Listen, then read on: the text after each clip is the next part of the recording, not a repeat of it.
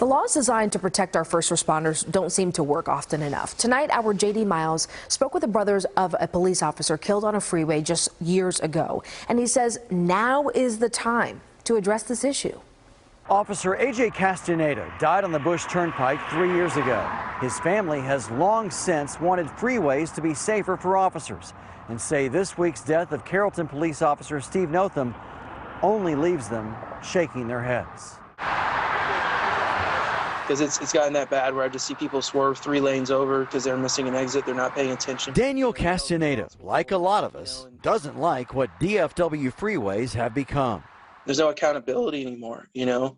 I just at some point there needs to be some type of, driver's app to where people, drive a certain way, and if they're caught swerving, changing lanes too fast, they're held responsible for it. Castaneda's brother AJ was a Grand Prairie police officer conducting speed enforcement on the Bush Turnpike when he was struck and killed in June 2019.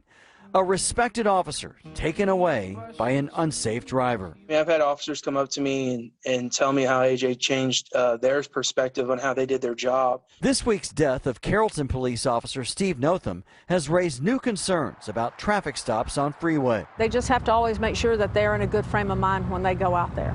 Catherine Smith-Torres is a former Cockrell Hill police chief who says officer training can only do so much.